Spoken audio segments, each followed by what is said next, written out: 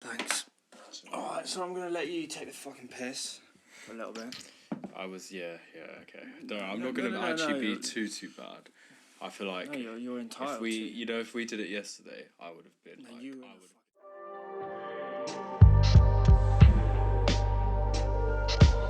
Ladies and gentlemen, welcome to the Background Football Podcast.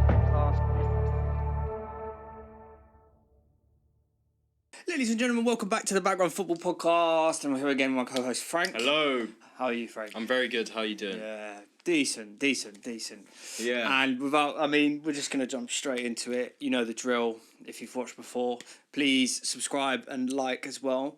I'm starting to say that right at the beginning instead of the end because our viewer retention retention's not great. Not amazing. So please, come on, guys. So like, comment, subscribe, and let's get into it. So obviously, the biggest game of the weekend was probably Aston Villa. Yeah. At Villa Park. Huge Villa game. Snatch it at the death. And it was quite beautiful, to be honest. Yeah. Do you have thoughts on it? I didn't actually watch the game because I couldn't. But it was. It's just quite poetic, if I'm being honest. Is it really poetic? No, it just is. It's like you have Unai Emery, the guy who Arteta's trying to be, and trying to be. How is he trying to be him? He just is. He sees him. He looks up to him, and he can't quite get there. It's a shame, really. That's a bit sad. But anyway, so that makes it a little bit poetic in a sense that he couldn't quite beat the sensei. But he's beaten him before. Yeah, but this time's different, you know. Is it though? Why?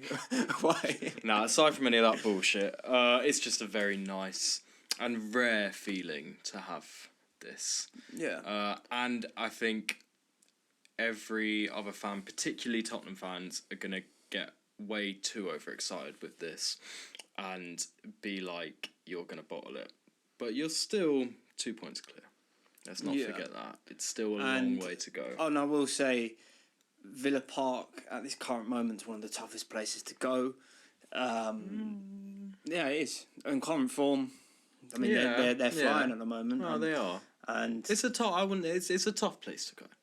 I think it's, for us anyway. They're a bit of a bogey team. They are, to be fair. So I think it's one of the toughest for you, for us. Yeah.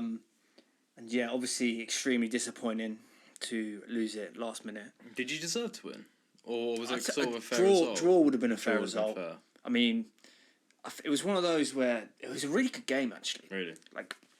So you haven't watched any of it? No. No, it was actually a really good game, end to end.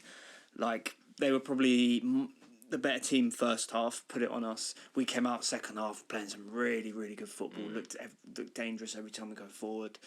But their counter attacking threat was always there. Yeah. But it was a little bit like a basketball match. It was kind of end to end and aggressive. Both teams aggressive, and they just snatched it last kick of the game. Yeah, to be fair, it did. I wasn't watching, but I was listening to it on the radio. Yeah, and it did seem like I was like, fucking hell, this is intense. Even when they scored, I wasn't completely sure that it was them who scored. Yeah. And from a neutral point of, I'm not neutral, but if I'm watching it as a neutral, one of the most entertaining games of the season, in my opinion. But Villa, they're a very good side, very well drilled. We've got very good core group of players. Villa are a weird one as well, because I feel like, particularly for the last 3 seasons, generally they're always a tough team to play, just generally. But if you play them at certain points in the season, they can be really shit or really good. Yeah. You look at the start of the season, everyone was like, fucking hell, they could be looking at 3 points off top, you know what I mean? They lost, is it the first, 4 out of the first 5 or something? Yeah, and now they've got, I want to say, 5 on the 7 on the bounce. I think it might be 7. That's when I say, on current form, it's one of the toughest places to go. And, it's not the end of the world, as you were saying, kind of, there's a long way to go. There's going to be more of these peaks and falls. We're not going to win every single game. Yeah. We're going to have these moments, and maybe a moment like this can fire them up It'd be even more. Who do you have next? Wolves at home. Oh, imagine though, but nah, realistically you'll win that. But yeah. Yeah, so extremely disappointed, but is there cracks? I don't know. I think it just makes going into Christmas, you just don't have that same surety that you did have, because prior to that game, and it's crazy what 1 week can do, but like prior to that game, it's like, Jesus Christ, how are you going to get stopped? And now it's all of a sudden, it's like City beat Sunderland 3-0.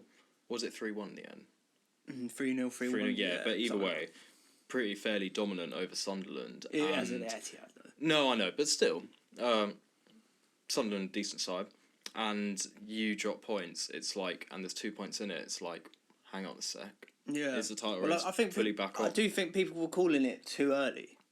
Oh yeah, they were. Like, whether that was just to put more pressure on us, I think there definitely was an element of that. I think it's more that people just don't want to see you win, then put pressure on you. I think people so want you to not. But do you not think there's a kind of subconscious of like, right, if everyone says, oh yeah, Arsenal, yeah, you lot have already won it, they're almost saying that kind of in like hope that they're just completely wrong, kind of throwing it into the mix. I mean, maybe. Do you know what I mean? I know, I do know what you mean. I mean, from my view, I see it more like by bigging you up. If you fall, it will just be so much sweeter. That's how I see it. But that's kind of what I mean. Yeah, ish. But not from a point of view. I don't say it because I'm like, I want you to. It's putting pressure on you to fuck up. It's not necessarily that. It's more, it would just be so sweet if you did fuck it. Yeah, I'll tell you what though, we need Big Gabby and Saliba back. You do. You missed. You actually felt for the first time this season. You felt a little bit vulnerable against Chelsea, and then against Villa. Like, we just felt a little bit vulnerable. And I really like Nkapie. I think he's solid, but he's not Gabriel Saliba. I also think what was interesting was that I think you missed Timber at fullback. I don't know. You say that, but Ben White played really well. Yeah, but and like some of his link-up play between Odegaard and Saka, like the triangle. No, I know that's still there. Started to see that again. He was putting in, and it's weird because Ben White going forward is actually like people forget, and I kind of forgot. Like, he's so good. No, yeah. And he's not bad defensively.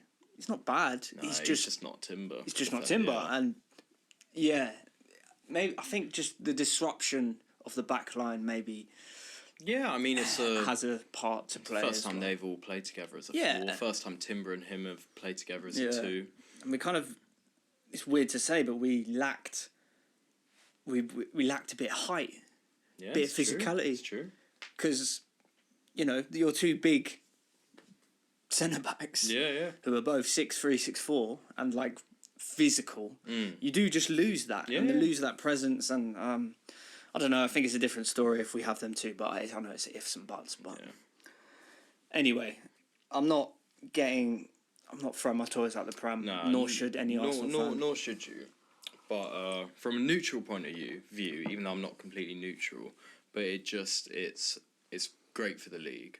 It makes it very interesting. Because suddenly, City. I mean, do you throw Villa in there though? No. All this chat about Villa, they can fuck off.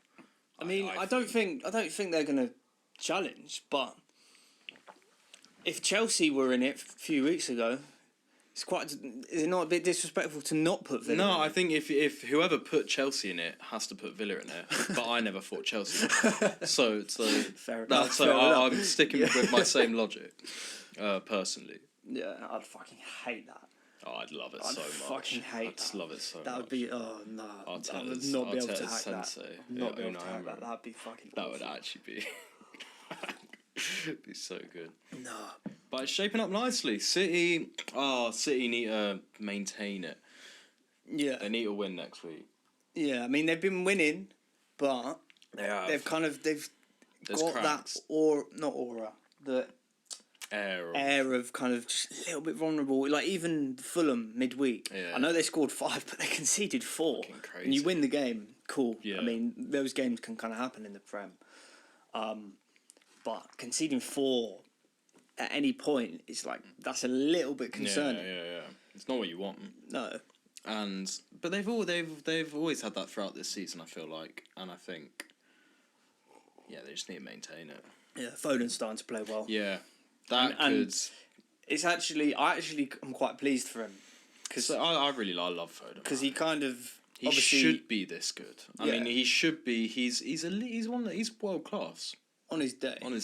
It's just not on his day enough. But but because last season was so poor for him, seeing him now kind of back to his best, he's scoring those goals that he was scoring a few seasons ago, outside the box, rocketing with his left, in like tight spaces, really, really good. Yeah. I tell you what as well, I think apart from Haaland, he's the only one, I mean, taking Rodri out as well for the moment, but apart from Haaland, I think Foden's the only one who can really rally that City team. Could argue maybe Doku has a bit this season, but I think you look at the rest of the team, great players, but I think Foden's the only one who can really rally them as well as Haaland. No, I know what you mean. Yeah. I know what you mean, definitely. What other games were there on the weekend? There wasn't too... I mean, you beat Brentford. We got actually a very good win against Brentford. Yeah. I mean, we're off the back of very poor form. Yeah. Going forward. Frank needed a win. He needed it. Especially against his old club. Yeah, and we played well. We played really well. Xavi Simons' goal and assist. First goal off the mark. Love to see him sorting it out a bit. And, good going forward for once. We actually showed a bit more intensity and a bit more will to score, which I really liked. Gray played in midfield. Oh yeah, it'll be good for you to see him back. Yeah, I really like Archie Gray. I think he's a very talented player. Yeah. If it was me, I'd actually I wouldn't throw him in every game, but for certain games, and we've now actually got a very good midfield squad. Only really in midfield, but we've got Paulinho and Bentancur and Gray, who can all play that sort of 6 role. Got Bergvall and Bentancur and Gray can kind of play the 8 a bit as well. But then we've got Bergvall and Sarr, both in the 8. Xavi Simons in the 10, and Kulusevski and Maddison to come back. So when they're back, I mean, we can, for certain games, we can pick and choose. Yeah. Well, you need a squad. Yeah, right? And I just want us to see that more. Yeah. Because it's been rigid with Paulinho and Bentancur. Oh yeah. There's not much. There's not much fluidity. And I love them both. They both offer great things, but when you play both of them and you're setting up, it's just like Jesus Christ. Yeah. Yeah. Who else played? Chelsea drew. Liverpool drew. We should probably talk about Liverpool. Wow. I mean, it's arguably it's exploded a bit, hasn't it? This is probably the biggest week of the season for Liverpool. Yeah. Even though they only drew, but Salah. Oh, it's exploded. Team's been left out of the Champions League squad as well. Yeah. And he shouldn't have come out and said these things. No. I don't think. But I do also think there is an element of just because you are who you are, you're not entitled to be in the starting 11. No. And I respect that from Slot for actually being you're not performing at the moment, so you're not playing. Yeah, so do I. And to be fair, I don't know the basis for what he said, whether it's something else behind the scenes, but purely on that logic, I agree with you. Yeah. But then, that being said, also, I think Slot, I don't know, maybe has to manage the situation better. Don't make someone of that ilk unhappy. Yeah, because he's one of Liverpool's greatest ever players. Yeah, and if he leaves end of the season or even in January, he's going to leave with a real sour taste. Yeah. And you don't want that. You don't want that. Cause with the fans as exactly. well, you don't want it. I'll tell you what, though, is there a way back for him? I don't know. I'm struggling to see. Unless Slot gets sacked. Yeah, but purely with his age as well, I'm I don't know. If you're Liverpool, you cash in. Yeah, completely. You could argue, I know it's really very much in hindsight, but you could argue, they should have cashed in on him in the summer. Yeah. But, as I said, in hindsight, it's kind of... you think that he could probably produce another amazing season. Well, he always does. No, of course. Not necessarily amazing, but, you know, he could have very easily still scored 15, 20 goals in the Prem. Yeah, 10 assists. He's just victim to his high standards. Yeah. But I think now with Liverpool, it's suddenly looking like... Obviously, this was a transition year with all the players they brought in and losing Trent, Robertson, getting older. Klopp's midfield is all gone, pretty much. The whole team. And now you're looking at... If Salah goes, Van Dijk's getting on. Alisson's getting on. It's looking like a huge rebuild, and particularly Van Dijk, Salah, and Alisson. Well, yeah, that's the core of the team. Well, them three have been there since the start. Well, not the start, but the start of Liverpool's real success. Pretty much, yeah, they have, yeah. Well, yeah, completely. Completely. So it's going to be a huge change, it's a huge job. The next few seasons is vital for them to get it right. And you even look at them now and you're like, who they bring in over the summer is like, even that, like, will that take a year to click again? And it's like, we could see a couple of years of Liverpool dropping off a bit. Yeah, just being really inconsistent. Yeah.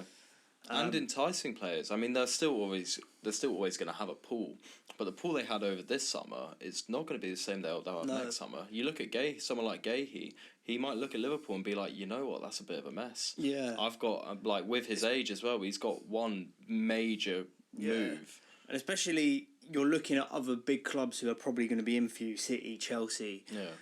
You're thinking, the structure's there. Yeah.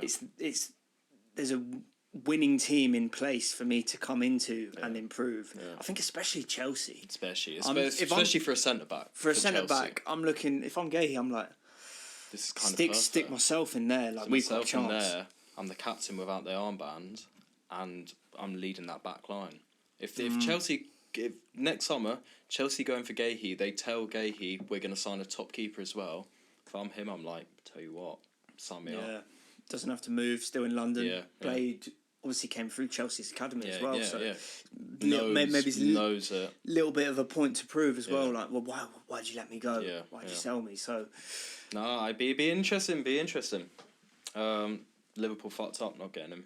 Yeah, no, 100%. Especially like buying two almost 100 million strikers.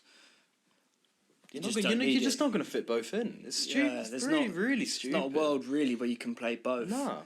Plus Salah, plus Verts, plus Gakpo. It's just like... we've spoken a lot about it so much. But just not the move. I just want to touch on Wolves quickly. I mean, as we speak, they're probably just finishing up now. No, it's finished. Yeah. But 2 points so far this season. No wins. Worse record than Derby had at this point. I know. And doesn't look like anything's changing anytime soon. Yes, I mean, we said at the start of the season it could be their time. Yeah, and I'm just going to put it out there. It is going to be their time. They're done. I think there's always one team that's rock bottom. It's a long way back. Because I don't know who's. I mean, in and around it will be Burnley and Leeds, but they're picking up points here and there. Wolves are clearly the worst team in the league. And now with Rob Edwards as well, hasn't won a game since he's come in. Obviously, he was the Luton manager, wasn't he? Yeah. And he done all right with them. To be fair, considering he did all right, but they did get relegated. No, I know, but considering who Luton are as a club, to get them up and kind of competing for like 2/3 of the season. Yeah. Could anyone manager save them? Big Sean Dice, Big Sam, get Allardyce back in. I tell you what, they just did an advert together. You get Allardyce, Pulis, and Alan Pardew all together. They'll sort it out. I would love to see that. I do miss those kind of those managers managing the bottom half teams in the Prem. Especially Allardyce. Especially the ones that come in on an interim until the end of the season. Yeah. Allardyce did so many times, and he's just like, and he gets him a go. It's just no fucking nonsense. Yeah. No nonsense. Yeah. No play like that from the back. We're just gonna be hard to beat. 4-4-2. Fucking let's have it. Yeah. I don't know why that's kind of gone in a sense as well. It's kind of coming back, but there's this new. But not at the bottom half, I don't think. I don't know, but with all the kind of set piece ball. Yeah, I think throws, that's come back, but I feel like you're not seeing. But do you not think that goes kind of hand in hand with the just? No, solidity, hard to beat. I think it does, but I don't think I think it's come back a bit, but not completely. In the sense of like you don't have those proper teams at the bottom scrapping. Yeah, it's in a different. It's a different way of scrapping. I feel like we haven't seen a relegation battle in a few years. Yeah. And that's one thing I would love to see, a proper... Yeah. It's going down to the wire. There's 5 teams, two spaces, not spaces, but two positions get relegated. There's 5 teams battling out on the last day. It's just chaotic. We could see it this year, I hope to be fair. I mean, Burnley Leeds doing all right. West Ham are still down there. Yeah. I'd love to see West Ham go down. Yeah. And like people love a good title race, and so they should. But I love a good relegation scrap. So do I. There's almost, weirdly, I don't know, there's like not more on the line, because there's not, but it sometimes for them it's make or break. Yeah. It really is. It's kind of, a club can just go into real financial difficulty after getting relegated once. Yeah. I mean, how many times have we seen it? A team gets relegated once and suddenly they're in League One. Yeah. Luton are in League One now. Yeah. We've seen Sunderland have gone down. They've gone Portsmouth. Yeah. All these teams. Blackburn in the Championship. Wigan. Yeah. Obviously, they were in the Prem for a good few years, floating around in League One. Bolton as well. Yeah. You know, it's... Bolton finished in like the top 6 one year. A few years later. Yeah, they had that team... Elmander up top and Kevin Nolan. No, but was it not the one before with JJ Kocher? That was another one, but I don't know where they finished, but the more recent one, they think they came like 6th or something. Yeah, that's because they had a young Jack Wilshere, young Gary Cahill. Yeah. Was it Kevin Davis? Remember I think Kevin Davis was up top was knocking about. They had Amanda, Kevin. I want to say Kevin Nolan was there. Yeah, Shitu. Yeah, Danny Shitu. Fucking hell. What a name. Yeah, I know. What a name, Danny Shitu. Yeah, I love those sort of teams, right? Yeah. Just whenever every now and then when I'm watching like just highlights from old Prem matches, and you just see like the old... I mean, we just spoke about them, but like that old Wigan team with like Figueroa and Rodiega and Charles Insogbia, Ali Al-Habsi, Santa Cruz, or was he Blackburn? He was Blackburn. Blackburn. It was the same thing. Same thing. Proper Barclays men. Christopher Samba. Oh, mate, I love Samba, man. And what was it? Peterson? He was playing. Yeah, he was a good player. Petrov. I mean, he was Villa, but still same, around that time. Same ilk. Yeah. Like, Barclays, man. Like I'm so nostalgic about that. Same. And I hope that in 10 years I'll look back and on some of the teams now and think, Semenyo was a wicked player for Bournemouth. Or who would be the key standouts that are playing now? You reckon? Mateta. Yeah, Mateta. Yeah, someone like that. To be fair, Palace have an ilk of that old school Prem. Yeah, they do. They're probably more than any other team, I'd say. Yeah, I'm trying to think, but Bournemouth, a little bit, but they kind of their players kind of always get sold quite quickly. Yeah. Whereas that Palace team's been pretty stable. Yeah. I mean, okay, say that they've lost Eze and Elise, but but in terms of like the core, but they also kept Eze for a good few years. He's been linked for a while, and then he finally went. Zaha, they had for years. Oh, what a player! What a guy, man. Zaha, prime Zaha. He could have played for easily played for a top 6 club. I actually really like that he didn't make the move. I mean, I know he went to United back in the day, but it doesn't really count. I like that he didn't make a big move. We should have signed him when we signed Pepe. He really should. And we were after him. That's what Emery. I think Zaha was the player that Emery wanted. But the board said, no, we're going to get this younger, more talented, quotation marks on this guy, obviously Pepe, and Pepe wasn't actually that bad. It was a hefty price tag. It was price tag, and he got scapegoated. Yeah, he was coming in as we need you to be our superstar, and he just wasn't that. It was a bit unfair on him. Yeah, completely. And he signed for you at the wrong time. Well, we were fucking shit. Dog shit, and it weren't because of him. No, no. It's like we always had quite good attacking players, but then you look back at some of our back lines, it's just like the neglect, Socrates on it. And Holding. There's that game. It wasn't even that long ago, but it was like 4 years ago. We went to the Etihad, got beat 5-0. We fielded a back five of Leno, Kolasinac, Holding, Chambers, Tierney, and someone Liechtenstein or something, like that. And it's just like, fucking hell. Yeah, no, you were, but you had loads of them. Pablo Mari. Oh yeah, he got stabbed. Did he? Yeah. When? Recently? A few years ago. Mad. In Italy. Shit. I think I kind of remember that, actually. It was absolutely mental. He got stabbed in like a shopping mall. That's fucked. Which is fucked. But anyway. Yeah. I wanted to go back to, you were saying you miss the relegation scrap. I tell you what I miss as well, which I think is a bit lost, is the top 4 scrap.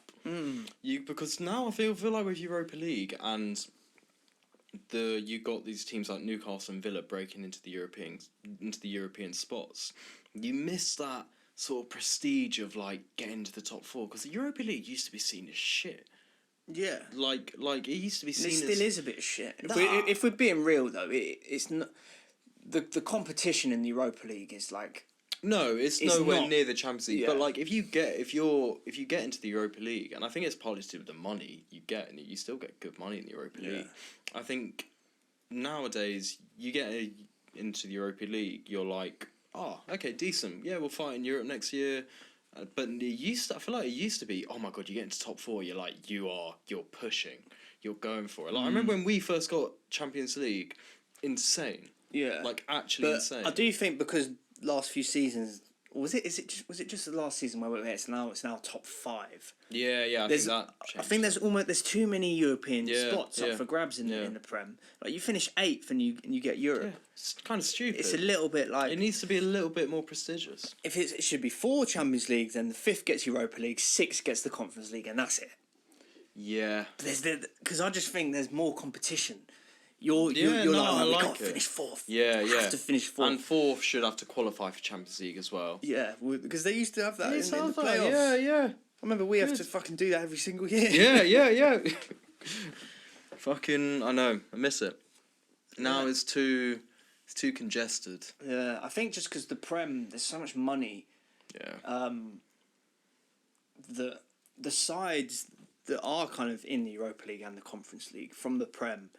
It's like you got Villa.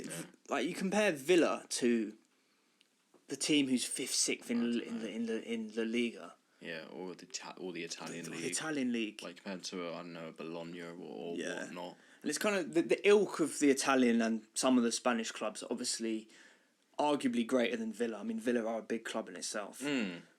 But you're talking like the Milans and the Napoli, like. But like Brighton in the Champions, like or not in the Europa, like just fuck off, Yeah. Like it shouldn't be. But I feel like that just shows that it's the money. It's like you said, the money with the Prem teams. The only teams in Europe who can actually challenge that are the Giants, and we're seeing this dominance. Yeah. Like apart from Barca, Real, Bayern. And Inter, at least currently, but even Inter, you don't really have them in there. Yeah, because I feel like a lot of players now. Let's say there's a talent in the Netherlands. They've got the option to go to Bournemouth, or to Milan. I'll tell you what, like some would go. Some of them, maybe not all of them, would definitely choose the Prem. And to be fair, you can sort of see why, because you go to Bournemouth, you have a good couple of years, and then you get your big move. Yeah, you get a big move to a big English club or one of the huge giants. Yeah. I mean, I don't know.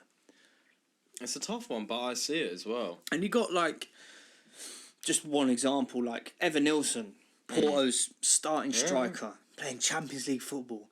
He's just ditched it to go play in Bournemouth. Yeah. And don't get me wrong, I think he's a good player. I really like him. And he could probably be a good squad player in a top 6 club. Yeah. I think that's fair to say. Yeah.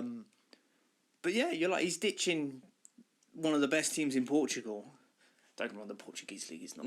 Not at all. But you see what I mean? Still, but I also think it's like if he goes to say, I don't know, a sort of top half side in the German or Italian leagues, and then it's like you're probably not going to get that move to Bayern or Dortmund. Maybe Dortmund, but probably not. You're not going to get the move to Bayern. You're probably then even looking like, and this is all I'm all generalising it all, but like then you move to another Prem club, and then you move to a top Prem club. You know what I mean? It's the same path you kind of look at if you're a young player, which is a bit mad. I'm not sure I like it. Yeah, if I'm being honest. I think there's just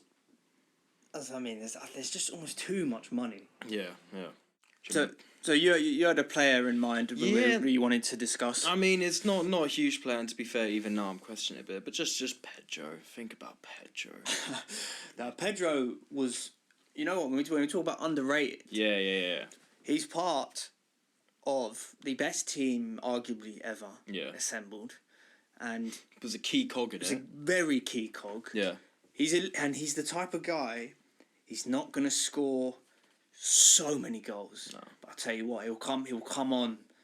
When you need him, he'll score. Yeah. He was a fan favourite.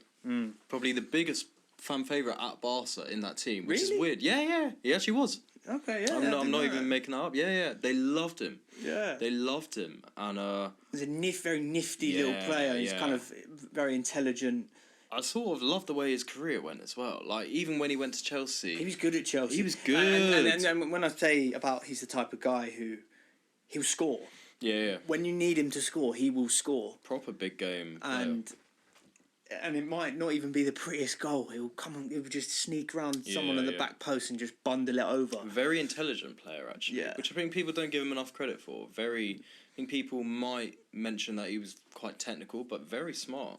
I think. Well, a lot of that team, the Barca and the Spanish side of like the 2010, they were all just Spanish football's generally just got a very, very good footballing brain. Yeah. And I think that's what you get with the foreign leagues. To be fair, maybe even more so than the Prem. Well, it's less about like English football's very much traditionally physically intense and kind of high pace. When you think of the best English players ever, none of them really are like known for he was so silky on the ball. No. Maybe Scholes to an extent, but he wasn't even that silky though. He's just intelligent. Yeah, but he's like maybe breaks the mould of an English style midfielder. Yeah, he's like a Pirlo type. Yeah, completely. Almost. Completely. He's run the game. Compare it to like Gerrard, Lampard, where they're just... Don't get me wrong, they can pick a pass. Yeah. And very technically gifted. Very technically gifted, but their best kind of attributes... are just being sort of all-rounders. All-rounders and kind of positioning. But they're like... The IQ's different. It's different because you look at... Because you can't say Lampard wasn't an intelligent player. Because he's one of the most intelligent footballers... Arriving at that generation and arriving in the box, you could argue has there ever been a goal scoring midfielder better than him? Weirdly, I think Lampard is like really underrated. I almost think he gets thrown aside a little bit sometimes. I know what you mean. Kind of people are like, they ooze about Gerrard, and rightly so. Yeah, but in my head was Lampard not just as good? I don't think he was. But he was so good. There's more. I just think Gerrard was insane. Yeah. But Lampard is not far behind, in my opinion. Yeah, don't know. I mean, don't over 200 Premier League goals from midfield. Like, how are you going to have a midfielder who guarantees you 20 goals a season? And people are like, he basically played like as a centre forward. He didn't. He really didn't. For a lot of the time, he's playing box to box, even like in a deeper role, especially when players... like other experienced players who were injured, step back, kind of can run the game. Obviously got one of the best shots from outside the box and kind of just time. Underrated passing. Yeah. Incredible player, man. Yeah, and winner. Forget he had fucking Drogba up top. Yeah. Like, he was not playing centre forward in the slightest. No. Yeah. But it's kind of like that shadow kind of striker. Like Gerrard did it quite a bit in the Benitez team with Torres. He kind of played quite almost alongside him. I'm not sure if Lampard did that though. No, but I think there's moments in games where he did. Yeah, definitely. But I think like I feel like he was more from midfield and he'd just be there every time. But I feel like his actual general play and positioning, he was a out and out midfielder. I think. And if you were to watch like every single goal, I feel like a lot of them, as we said, would be him arriving edge of the box or in the box at the right place, right time. Pick a spot. And it's like nothing fancy, just smash it hard and on target and it'll go in. Yeah.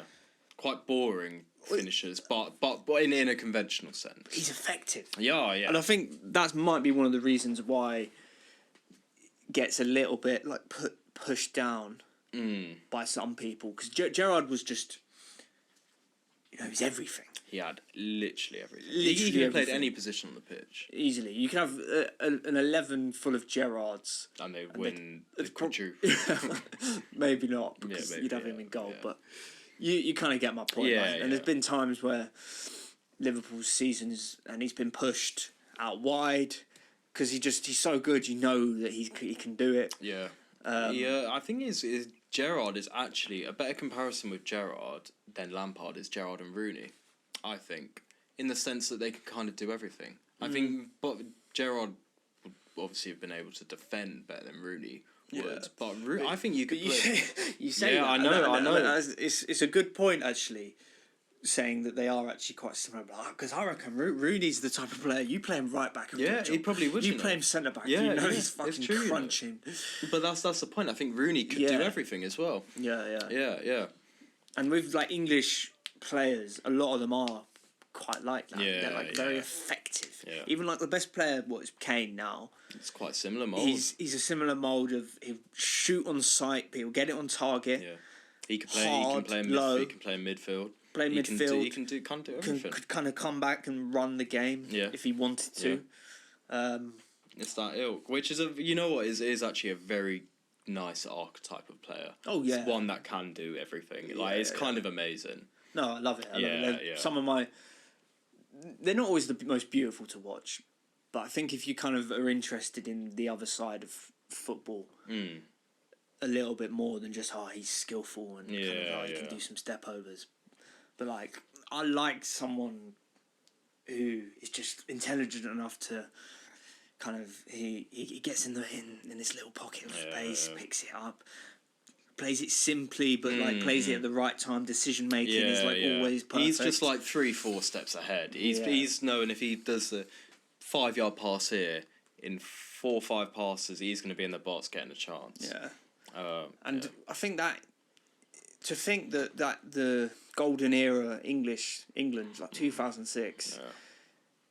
If we had managed to sort out the balance, it could have been special. It would have been. Could have been special. Yeah. Because every single position was arguably world class. There's an argument there. Maybe bar keeper. Yeah, bar keeper. David James, good keeper, but he was nothing special. But you're right. Like there's an argument. Gary Neville, world class. Yeah. Ferdinand Terry, world class. Cole, best. But he was the best left back in the world at the time. Yeah. Then you got Gerrard, Scholes, Lampard. It just doesn't work. Own right, it doesn't work. No, and you know what they should have done? Michael Carrick. Yeah. He actually would have played. Yeah. The problem is you have to drop one of them. Who would you have dropped? I mean, it's so tough. I just prefer. I think it might. Gerrard. I think it might have to be Scholes. Yeah, Scholes was unbelievable. It's stupidly good. But you know what's interesting? I saw Scholes say that. So in 2006 and around about, Scholes wasn't. Well, I feel like when a lot of people think of Scholes, they think of him as a deep line midfielder, player like controlling the game. In 2006, he was not playing that role. No. He was a box to box, and he was going back and forth and still running the game in a different sense. Well, he started as a striker. Yeah.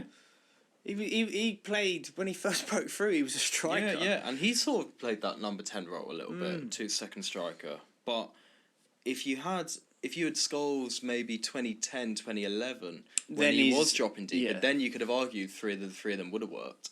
Yeah, but then by that point, Gerrard and they kind of everyone had. it's England was starting to move on. the golden generation was yeah. bronze. Yeah. With Rooney, Michael Owen. It would have been. Got to make it work somehow. I know. Even like Joe Cole. Joe Cole was a really good player. Young Joe Cole. Oh, he was ridiculous, and people don't chat about him that much. I mean, injuries hampered his career a little bit. Yeah. But when he first broke onto the scene, he was fucking unreal. See that goal? You can picture it. England, Sweden.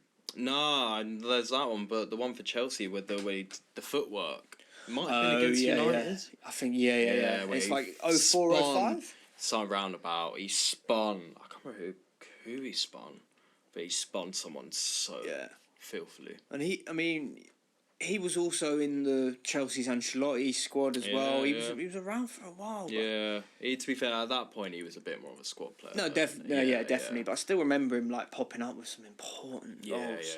Yeah. He's kind of that type of player. Where he kind of comes on and he's like, he'll nick a goal. Do you think how many English players in the current team you think get in to the 2004 to 6? Not many. I mean, you'd have to drop someone amazing. That's the thing. I actually think not many. I actually would give a shout for Pickford.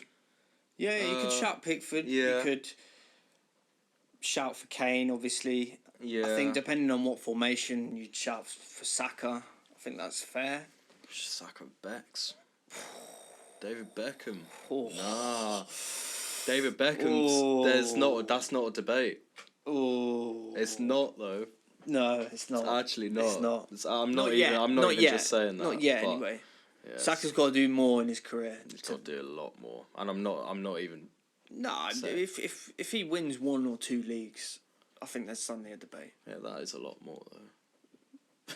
Yeah, okay, fair. Yeah, but he's still got a long career ahead of him. No, I know. So, but yeah, Beckham was another one of the who is weirdly kind of underrated in how actually good he was at football. He gets this. His fame takes away. Yeah, he's kind of a bit of a model, kind of such a famous face. Yeah. You forget that, like, one of the best players in the world. But also this Trent level passing, crossing. No, sorry. Better. Trent's got a Beckham. Yeah. What are we talking about? No. Like the crossing and the set pieces, free kicks. Beckham was stupidly good. One of the best. I have him amongst the debate. I've got a slightly different position because he played more out wide, but he's within the debate with Gerrard Lampard. Like he's not a tier down, which I think a lot of people have him a tier down. He's very much within that. Yeah. If not, is he the best of them all? I don't know. He should have arguably won the Ballon d'Or as well. What, the treble winning season? Yeah. It was one of, if not their best player. I think he finished 3rd, maybe. Yeah. Or 2nd. And it's like you win a treble. Who won it that year? 99. I think it was Rivaldo. I feel like it was Rivaldo. Could it have been R9? Could have been R9. I think it might. It's hard to argue. Yeah, I was watching his hat trick at Old Trafford. Stupid. It's actually stupid. Just iconic. Yeah, but just like all of the goals, he just gets it and just like bang. Yeah, and he got a standing ovation, didn't he? Yeah, and I like moments like that. Yeah. Where, like there's a player who's just so good that you just can't even. You just need to hold your hands up and do it. Like Ronaldinho did that at the Bernabeu. Yeah. And he just ran through the. And the Madrid fans like that takes a lot. Yeah. Like I don't think they ever did that for Messi. No. Which maybe they should have done, but yeah. To be fair, but I think because Ronaldo was about and there was that whole and there was just more of a rivalry at that point. But they did it for Ronaldo, not Barca. Juve did it for Ronaldo when he scored the bicycle hat trick. Yeah. That's another one. Rarity. Yeah, we could probably try and think of all the moments. It doesn't happen. I can't think of any more. Yeah, yeah. If we did a bit of research and came back to it, that'd be quite. That'd be a good talking good point. segment. Yeah. Yeah. Stay tuned. Anyway, we're gonna have a fairly short episode this week, but we're gonna be back as always next week with some new twists, some new turns in the league. Yeah. Maybe something really amazing has happened. We'll see. Or a big injury. Saka, or Frank might be sacked. I mean, Yeah. Gonna replace you. Yeah, that's fine. I'll be in prison. I'll be the one who injured Saka. Okay, great. So thank you guys for watching, and we'll see you next time. Ladies and gentlemen, thanks for watching the Background Football Podcast.